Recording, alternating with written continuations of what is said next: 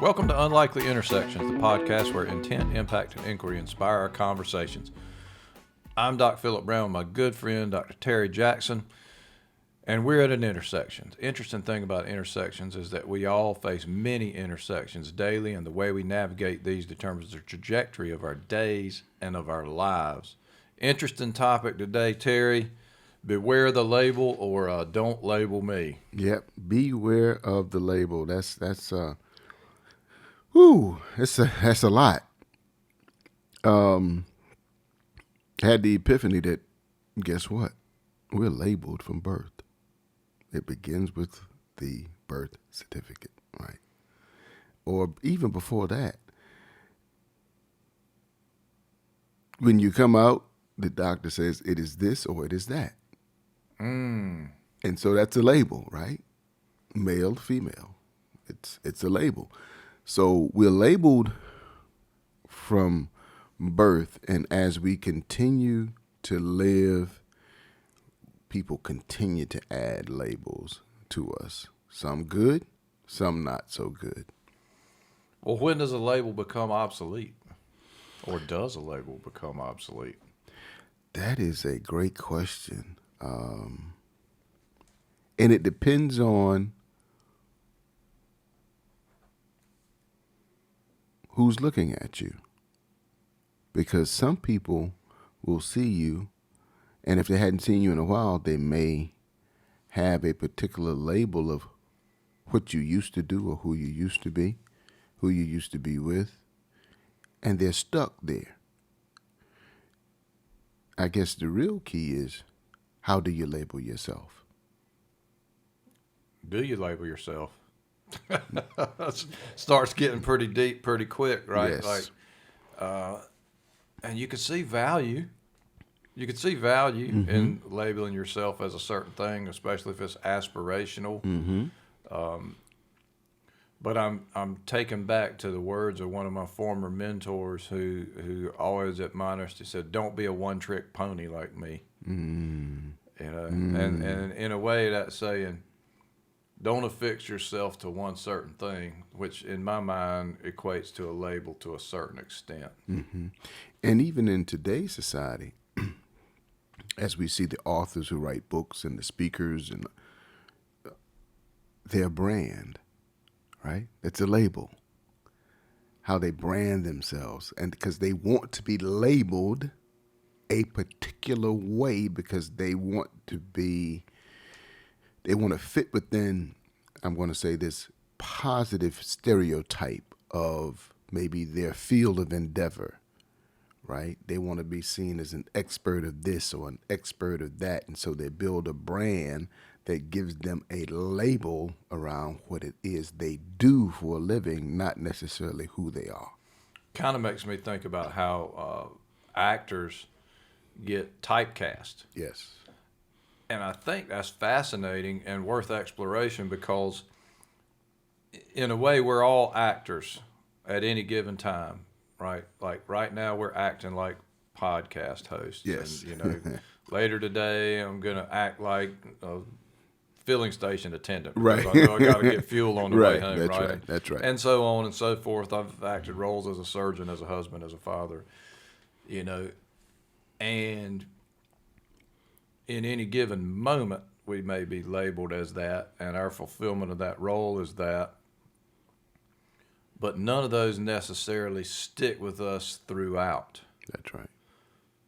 Some labels that we've talked about actually do stick with a person, and many of those are detrimental. Yes. I would agree. One of my favorite phrases is, don't put me in a box, which is the same thing as saying, don't label me, because I can move in and out of different boxes. And if you label me one way, I'm going to do just the opposite of what you've labeled me, right? Intentionally. And I'm going to do that intentionally. Some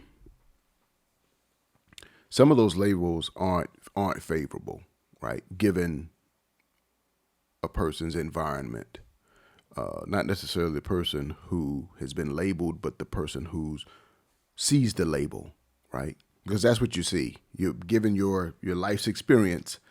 When you see certain things or you see certain people, certain stereotypes come to mind, given what your environment was and how you've been conditioned and what you've learned.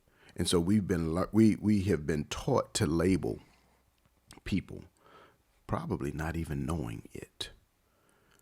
I see.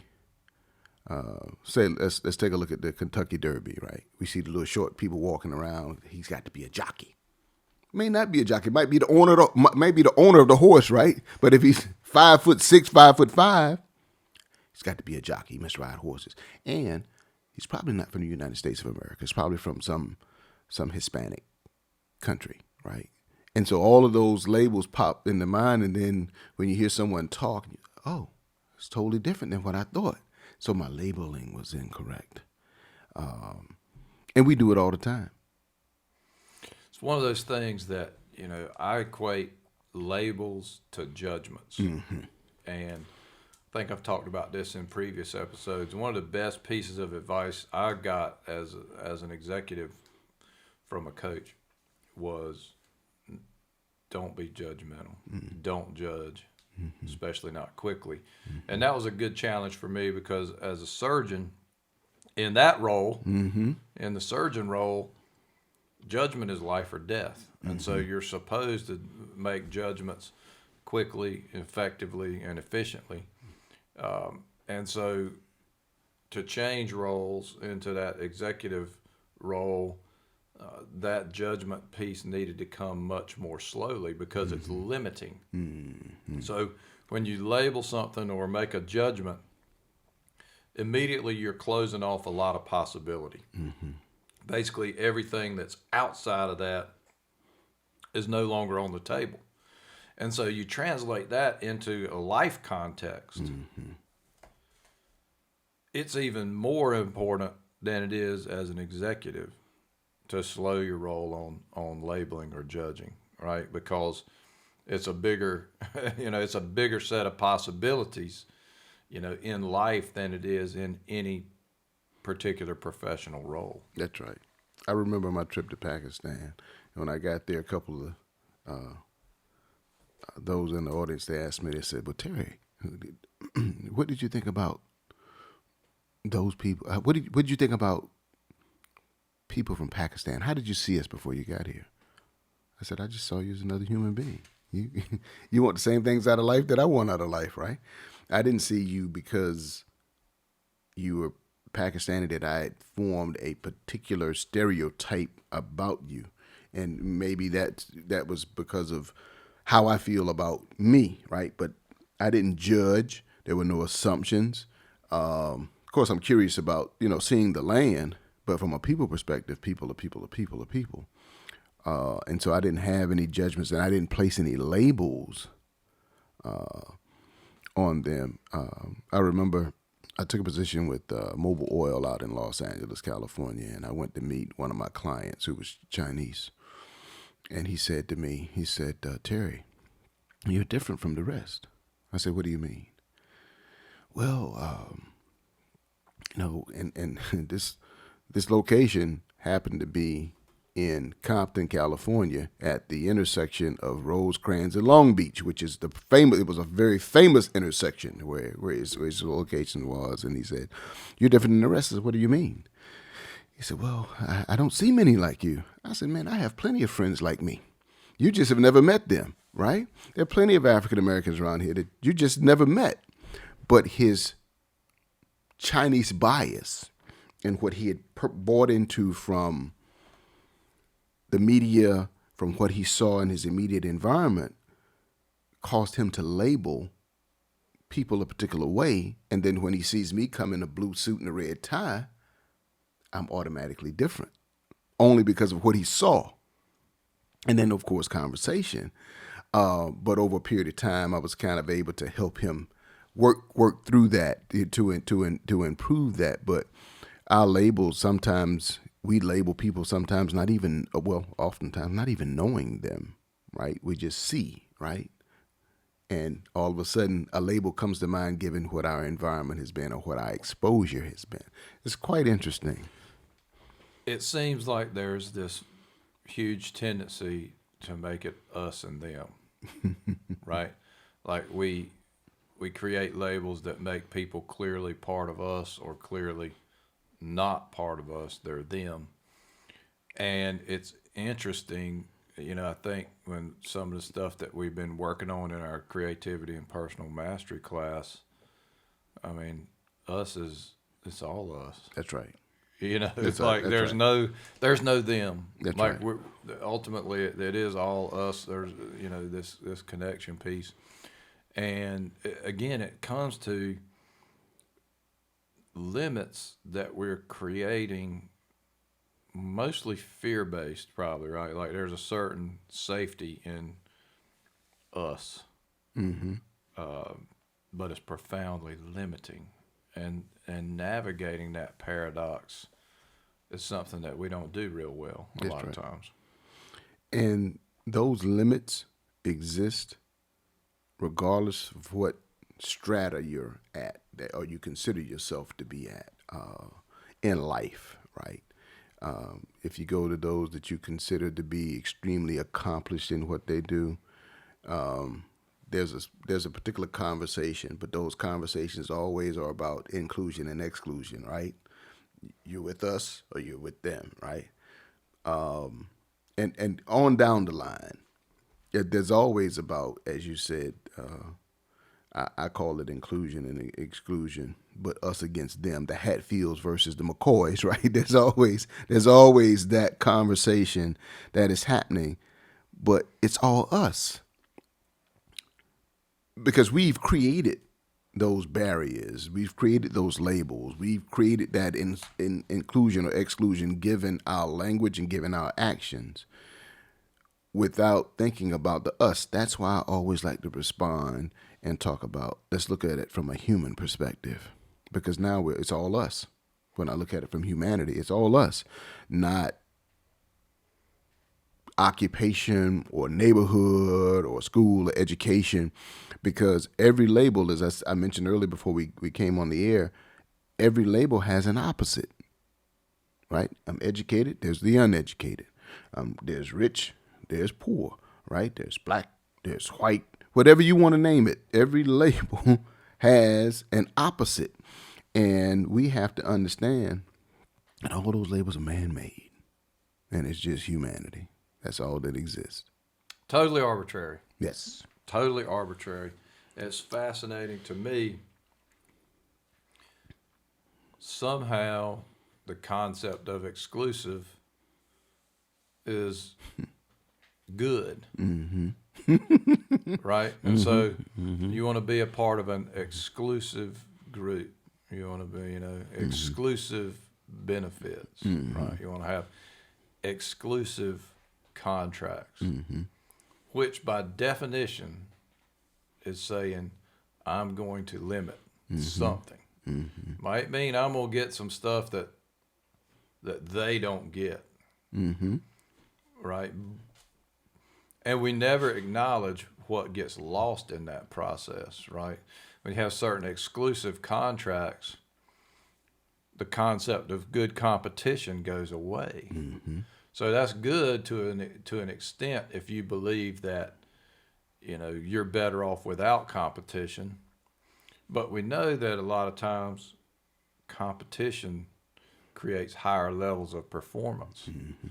And so the whole concept in my mind of the worthy rival is really important, right? It's what makes me better, is because there's the potential that someone else could do it better,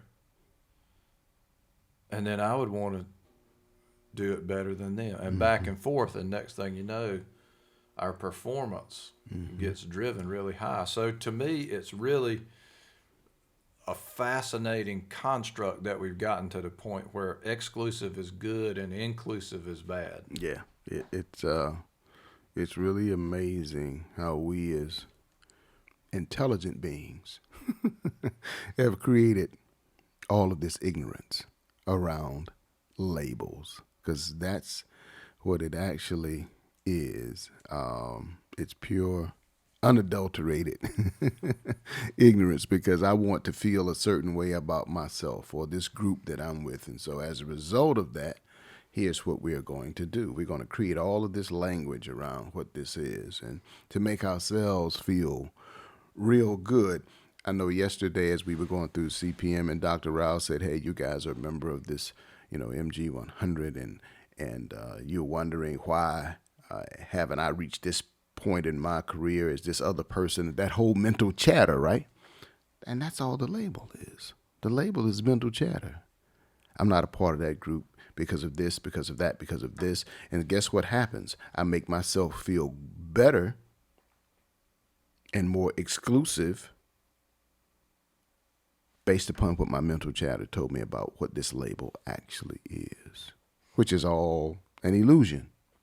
Yeah, and the funny thing is, you could have done that without the label.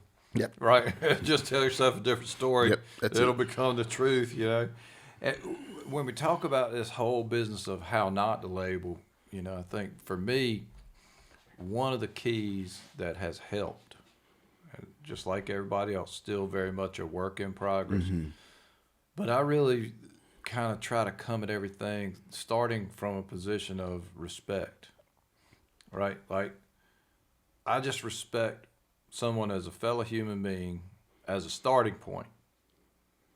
And then everything else tends to fall into place, right? Now, we may develop a relationship. We may do business together. We may not do any of those things. We may just meet and pass on by. But by starting with the whole concept of respect for a fellow human being, and fellow human being being the only label that you start with, to me, it opens up possibility. I would agree 100%. Probably one of the greatest experiences I've ever had was I took a position with Mobil Oil that ultimately landed me in Los Angeles, California. None of my clients were American. All were either Asian, meaning Indian or Filipino or Chinese, or they were from Egypt, being Egyptian Christian or Egyptian Muslim. And they had never had an African American sales rep before. And so it took me understanding their culture to get to really understand them. And being from the South, of course, and seeing what you see on the news about Egypt and all the unrest that was happening in the Middle East, just to be able to get to know human beings from another part of the world who saw the world differently. It enabled me to ask in-depth questions around, why do you see this country the way that you do? Why did you come here? I knew that oil, of course, is big in the Middle East, so of course they wanted to get in and be affiliated with some type of oil business, so they became affiliated with Mobil Oil.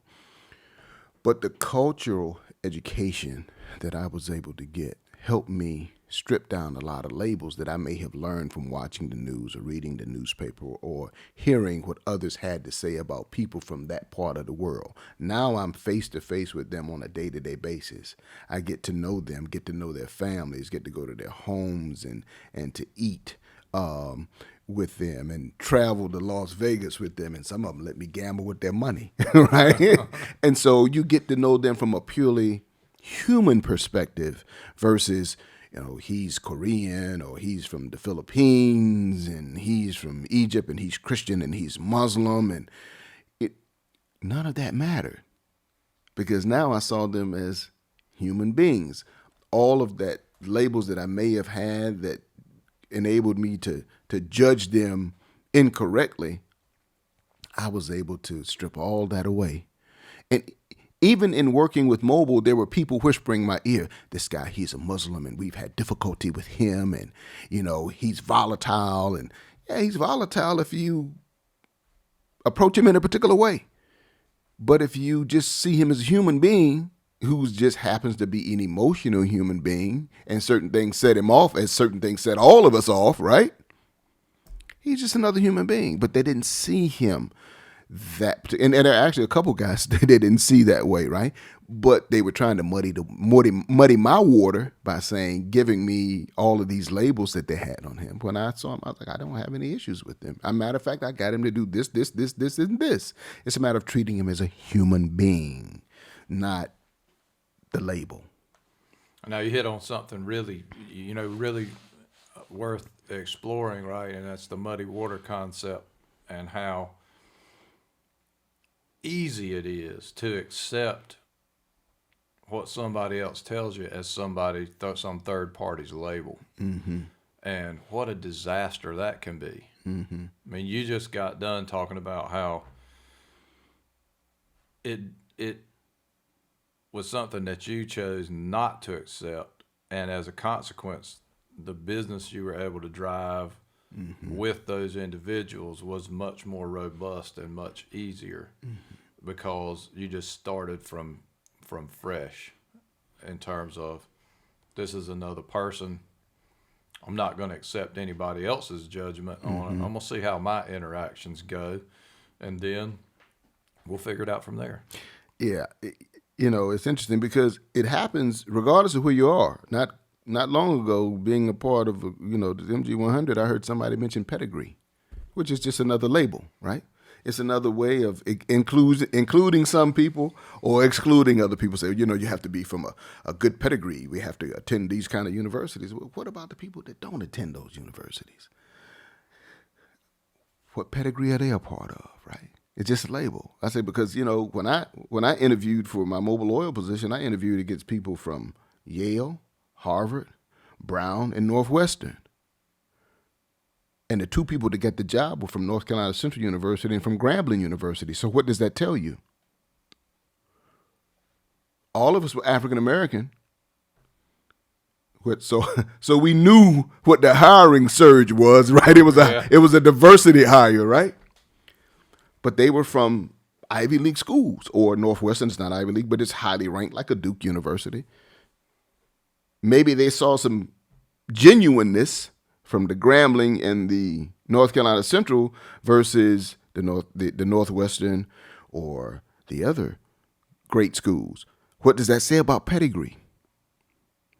And so I think some people, it's a part of their nature, and they don't realize what they're actually saying. Yeah, I've benefited greatly from having the Johns Hopkins name right on my resume, right? Mm-hmm. The fact that I trained there as a vascular surgeon, it's amazing. It just opens doors magically, right? People hear that and they're like, "Oh, he's legit," right? And fascinating. I mean, it didn't. How do you make those comparisons across institutions? Mm-hmm. There's little legitimacy to any of it, I would tell you, but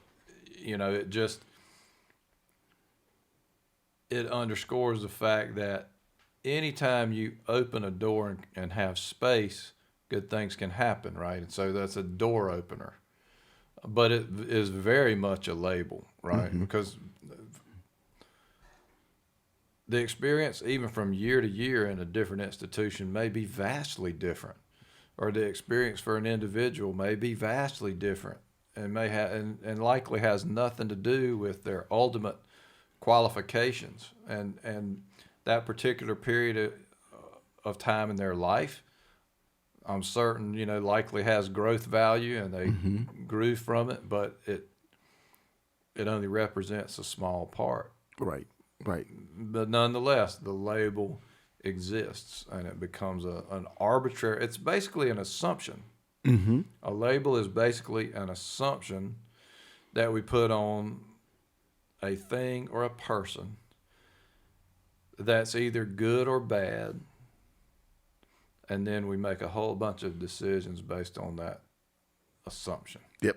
We jump to a bunch of assumptions. We hear the Wharton School of Business, right? And so, it's got to be a great business mind, and but then we can look back at the last administration, right? And that person doesn't fit into that mold of what we think about when we think about the Wharton School of Business. So we think about, the Harvard MBA, and then you see some people, or the Fuqua School of Business, which they're all great schools, don't get me wrong, but it's people attending those schools, right? It doesn't necessarily mean that they're going to be the absolute best, because there are other people who may not, who've had the opportunity, and maybe they went somewhere else, and they could be much more intelligent. And as we look at it, a lot of innovation and creativity came from people who didn't attend those schools for the most part, right? Yeah, it's fascinating because you think about it, the one piece of the value of any of those schools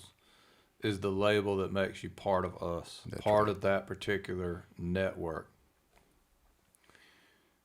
And as diverse as you may choose to try to make that particular network, it's never going to have the perspectives that exist from people outside of that network. That's right. Just ain't going to happen. That's right.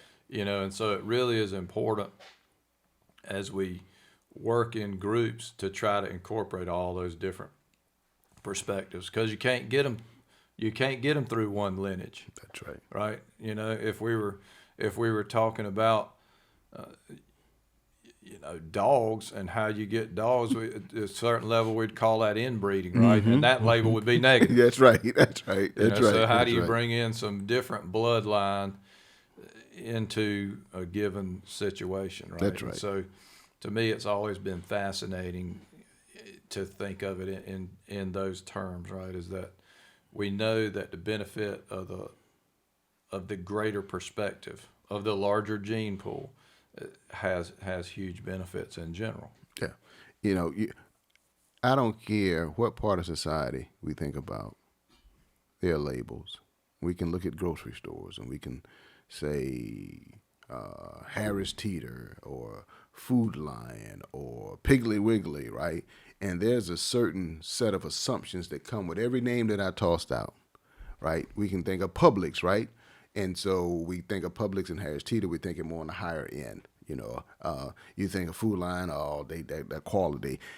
There's a label that comes with that automatically there's a box that we put them in when we give those names, right? Automatically, simply just by the environment that we've been in. You say, well, I live downtown, or I live out near the Mayfair area, right? We get certain pictures in our head around all of that, not taking in consideration the human beings who may live downtown, or the human beings that may live out in Mayfair, as if one particular area is better than the other. The people are just different, right? But it's interesting, and my undergrad was marketing, right? And so marketing is all about building a story around a product or a service in order to sell it, right? So often I ask the question, what's the difference between marketing and manipulation? Because it's in me selling you on a product or a service, I'm creating this story to help manipulate your emotions so that you make a purchase. So there's not much of a difference. It's a label, right? One is seen positively. Marketing drives business, selling products and services, or manipulation, which is seen from a negative perspective. But it's all one and the same, because it's all manipulation. If I manipulate your emotions to get you to make a purchase, you got to buy these Air Jordans because they're going to make you run faster and jump higher. That's gotta emotion. Got to be the shoes. Got to be the shoes, right? I bought new golf clubs because it's got to be the golf clubs. It's not me, right? That's it.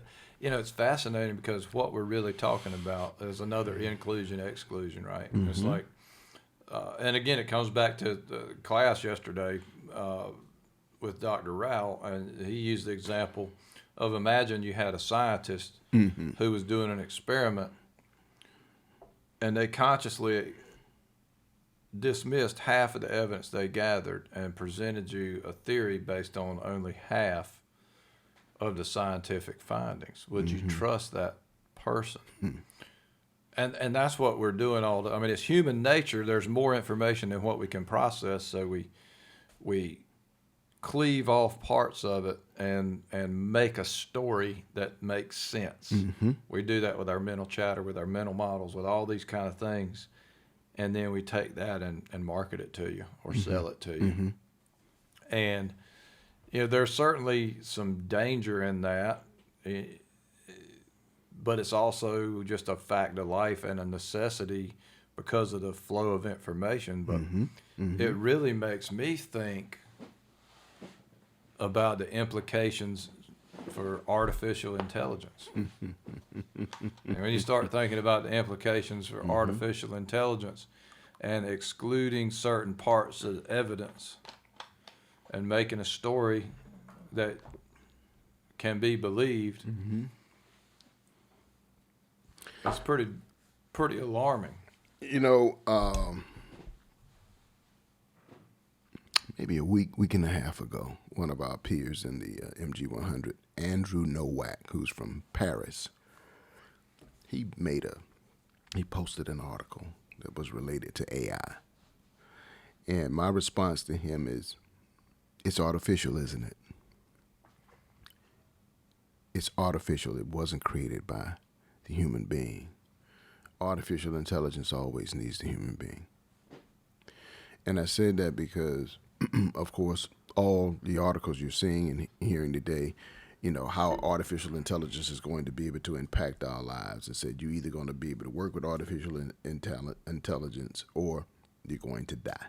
That's what some people actually think, right? We've been in this situation before. There have been so many industries that we've said this is the way it's going to be, or everything's just going to cease. That's not the case. It's never the case with human beings, right?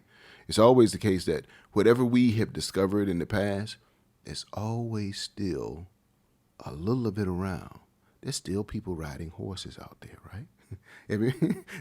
There's still people riding bicycles, right? There's still people driving cars. People don't fly to everywhere they go. There's still people on the bus, right? There's still people catching taxis. There's people catching Uber. So what we continue to do is evolve, and maybe evolve from some of the lower levels of what it is we were doing that was discovered years ago, but there's still that semblance of it around, right? And so it never goes 100% away, right? It never becomes 100% obsolete. And that's the thing with labels. Labels stick with you. I remember, it's hard to kick the label of having been a bail bondsman, right? I got rid of that business in 2003, 2004, and people are asking me today, and it's 2023. I'm like, I've left the city, earned a couple of degrees, I've come back, and you still ask me that question. And, and so sometimes there are labels that are hard to move away from. Not necessarily because you haven't, but because others haven't. You don't know, given their environment, how they continue to label certain situations and certain people. And that happens. I had in 10th, 11th, and 12th grade, I had the same homeroom teacher. And every day, for some reason, my bus would be late. So she thought I was all, just messing around coming to homeroom late. And I wasn't. I'm like, check the schedule. The bus is late. She sees me years after that. And guess what she says? You were late to homeroom every day. So that label of being tardy to homeroom, that was a label she placed on me. And it stuck with me for the rest of my life. It's Miss... I don't remember her name now, Yolanda, I think it was Robinson, right? And from the time I graduated, even though she and I went to the same we have the same alma mater, every time she saw me, all she could talk about was me being late for homeroom. For 3 years in a row, right? and so that she labeled me that way. And we laughed and we joked about it, and I still tried to tell her, no, that wasn't the case. But she had that label in her head, and it stuck with her. You've just hit on two really important parts of the spectrum of labels, right? that was labels from the past. Mm-hmm. And also earlier you were talking about labels of the future. The future will be this, or you won't make it, right? And in the past, I think labels are easier, right? Because you have the benefit of being able to look back and say, these are the things that happened. This is the story I'm going to make, and I'm going to call it this. Mm-hmm. Okay, fair enough. But think about the hazard of labeling the future with something, right? Mm-hmm. Because, like you said very, very eloquently, the future has got a lot of stuff in it. It's got a lot of the past in it. It's got bits of this and pieces of that.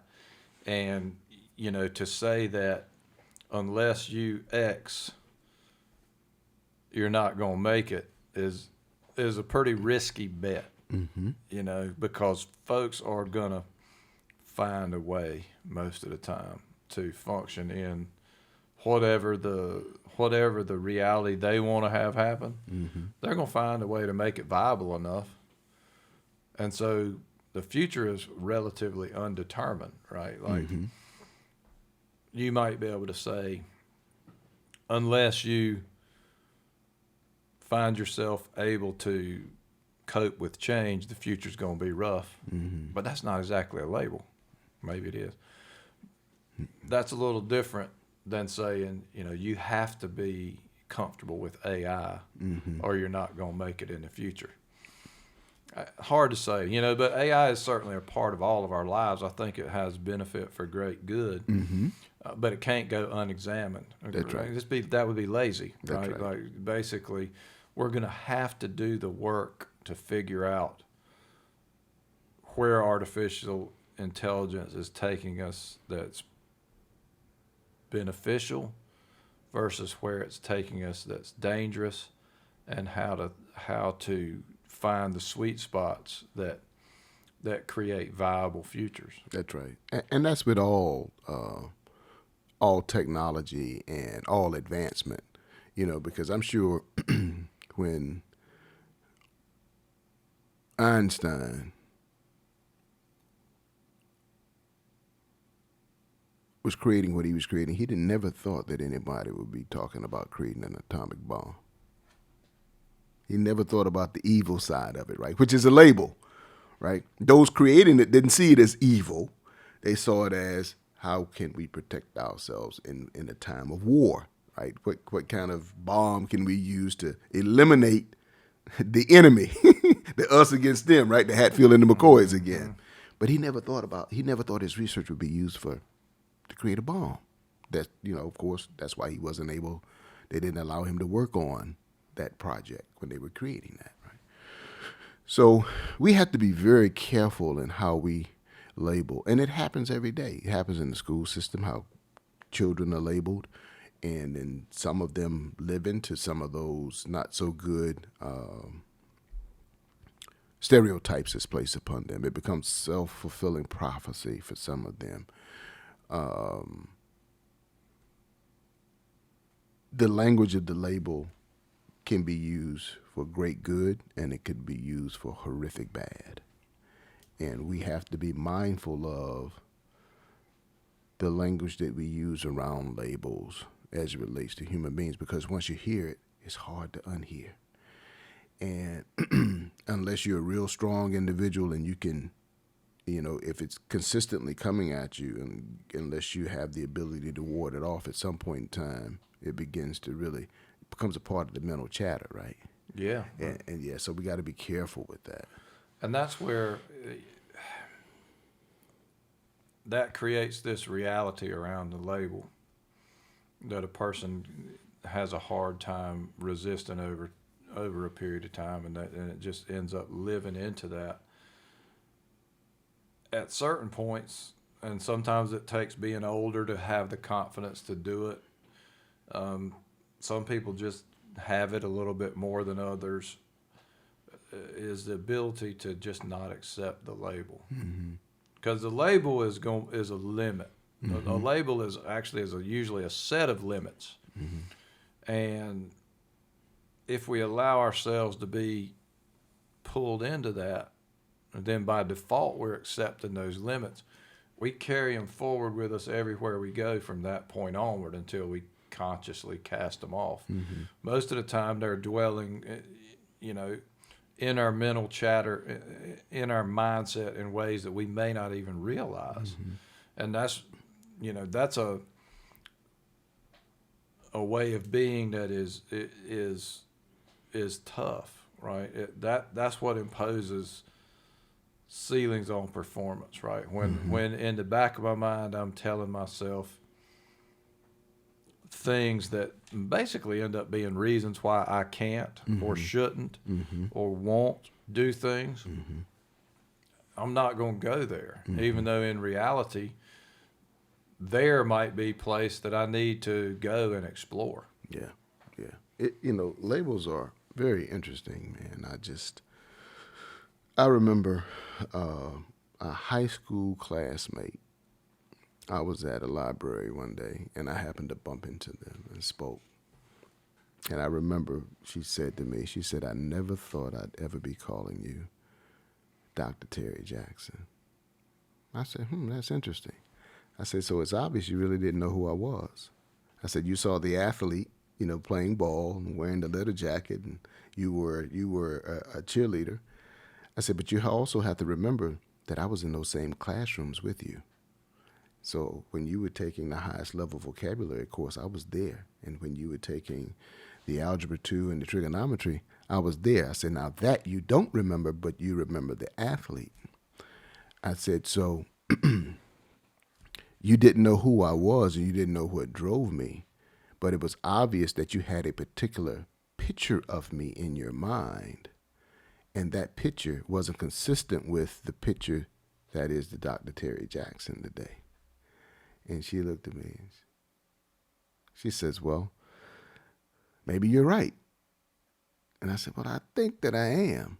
I said, but that's to the detriment of how you saw me, right? Which is just nothing but a label of how you saw me and what you thought I might become, because you probably used some assumptions to kind of extrapolate that as well. That happens all the time, right? And so now there's a whole different perception of Terry Jackson, and I just said, I'm just Terry Jackson, that's all. But you didn't know who I was, and you've forgotten everything else that was important around what my academic travels were, because all you saw was sports. And why did you see that? So, all of this brings about provokes a lot of thought. First thing that comes to mind is, so is Dr. Terry Jackson different than the Terry Jackson that she saw before? Right. In reality, no, it's the same That's right. person, That's right? right. But to her, right. To her, it is different because it's different than expectations. Mm-hmm. And that's kind of how it works in our mind. And to me, that's a great example of her label for you as something other than Dr. Terry Jackson wasn't even a blip on your radar. No. Right? I mean, you didn't even, not even a clue that set of assumptions was in play, right? You just went and did what you do, and became what you have become so far. And that's really interesting because that's how it works. Mm-hmm. A lot of times, there are invisible labels, right? And someone else has labeled me as something that I don't even know, much less accept. And so there's like a subculture going on around the person that I am, and I don't even know what it is, and you don't know what it is. Right. And we just go forward with this, and at the same time are wondering, why is there this struggle? Why, that was a weird interaction. Wonder what made him think that, right? It's because there are things that aren't in our consciousness that other people have imposed on us as labels, even when they don't call that out. That's right. And that's important to me as a way to think that basically we have the option to reject any label and live towards something different if we have the courage to do it. And a perfect example, evidence, if you will, that it's possible is all the labels that somebody else put on you that you didn't know about. You lived into different realities and didn't even know about it, but it was happening. So the same can be true of a label that you do know about. That's absolutely correct. And the most important label is what you think of yourself, right? Forget Right. what everybody else is thinking, right? Yeah. It's just a matter of what I think about me, right? And I've never put any labels on me. What I can do, what I can't do. It was all about how do I make it happen, right? Regardless of whatever the obstacle is, how do I make it happen? How do I navigate, this to make it happen? And everybody doesn't think, that way. Again, it's really about your environment and acceptance of what people tell you are, right? And I was like, well, I've never been that. So I know you're not going to limit me. And I'll go back to an episode when we talked about counting your wins, your small wins, right? And small wins give you confidence. And so that allows you not to accept certain labels.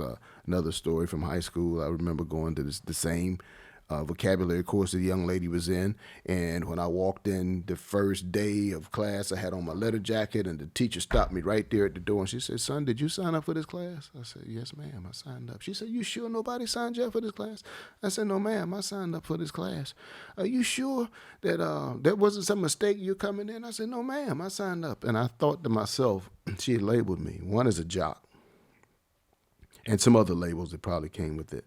And so I said in my mind, one, I didn't accept whatever she labeled me. I said, I'm going to sit in this class and I'm going to be quiet until the first test. I'm going to ace the first test. Then after that, I'll start talking. So I remember taking the test. I think I made a 95 out of 100. So it was an A. So all of a sudden, she wants to have all this conversation now with me about sports and where I'm going to go to school and had I considered this school. And I'm thinking to myself, I don't want to hear that conversation, because it was obvious you thought something of me before knowing who I was and then seeing evidence of my ability to be in your class and excel in your class. You had certain thoughts about me, and I wasn't going to change what I thought about her, given the fact that she had placed some stereotypes in her mind or given me some label and asking me if I were, and basically she was asking me if I was intelligent enough to take her class. That's basically what she was saying to me. Wow. Kind of another one that makes me think of is the label of your job. Right. So I know, as a physician, there's a huge labeling that goes on, and it can be a real challenge not to take that on as your true identity. I think most of the physicians that I know, including myself, at certain points in time, have taken that title as their identity, as my identity. I know I did for a period of time. And I realized that actually that's not me. That's just a role. And interestingly, life got a lot easier once I made that realization, right? I'm not that. I'm just doing that at this particular point in time. And it's really a liberating way to think, right? Like the label of our professional role is really just a role, right? It is a role that we're acting in at a particular point in time, but who we are is much different than that. And as we start exploring what that is, then we really begin to see the potential when there aren't labels. It's amazing, because I remember taking some course, and it was, during my professional life. And so, you're in corporate America, you're taking this course, you're in this position. And there was a question asked to everyone in the class. So if you lost everything, who would you be? If you had nothing, who would you be? And I was like, wow, that's a good question. How would you describe yourself if you lost everything? Which again was, thought-provoking, and is really getting to who you truly are versus what you do. Because there's so many people in our society who identify themselves by what they do versus who they are. And that's a huge distinction to make, because they don't understand that being an attorney or being an accountant is just a role. That's not who they are. And often people can't really tell you who they are because they don't delve into that. Everything is about a role. Go to school, get a good education, go get a good job. I'm an engineer. I'm an architect. And you live that as your life versus who am I really outside of all of that? Yeah, it's a deeper exploration. Mm-hmm. It's much easier to just say, I'm a vascular surgeon. Mm-hmm. Mm-hmm. Yeah, much easier. Mm-hmm. But at the end of the day, much more limiting.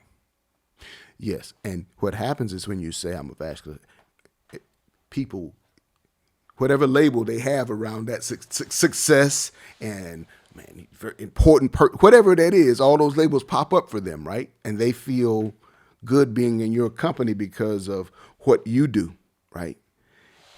And too many people, even though they may hold these positions, there are a lot of miserable people in those positions, right? Yeah.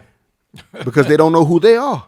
Yeah, that's really true. And it's interesting how you describe the situation where when we label ourselves as something that we do, maybe it's our job, maybe it's our role in church, maybe it's our volunteer activities, or who knows, it could be anything. Mm-hmm. We set ourselves up for all these other labels that people are going to pile on to us, mm-hmm. some of which we'll know, some of which we won't. Mm-hmm. So it actually is making life a lot more complex inadvertently. Yeah. I stopped going to some of my homecomings some years ago for that same reason. People always want to ask, so who are you with now? What do you do? That's not important. What company? Because that's the comparison piece that Dr. Rao talked about, right? You could, one person comparing themselves and their career and how their journey of life might be better than someone else's, right? And I'm like, I'm not into that whole comparison piece about what it is that I do. And so, sometimes somebody said, well, what do you do? I said, man, I'm an alcoholic. That's what I do. And they look at me funny, right? they look at me funny, right? But I said, yeah, I'm just joking. But I try to throw people off to make them aware of, you're trying to assess my role because you're assessing me against you. And if I tell you something crazy like that, now I'm labeled crazy, right? Because I said something crazy. Yeah. Now I'm labeled crazy. What's up with that guy? So they look at me strange, right? I'm strange and all this. But sometimes we have to make people aware that we shouldn't be comparing. Ask me, how am I doing? How is my health? How is my mental health, right? My physical health. Don't ask me, who are you with and what are you doing, right? But those are all learned behaviors because of all the labels that are placed upon us in this society. Yeah, it's kind of like biopsies to see if you're going to be us or them. Yeah, exactly what it is. But it's interesting. Yeah. Well, I think we can label this one just about done. So if you want to see more of our stuff, go to unlikelyintersection.com or catch us on YouTube, Unlikely Intersections, or Facebook, Unlikely Intersections. You can find me at docphilipbrown.com or Doc Philip Brown on LinkedIn. And Terry? You can find me on LinkedIn at Terry Jackson, PhD. You can find me on Facebook. And we hope that you will not let labels limit you. We'll see you at the next intersection.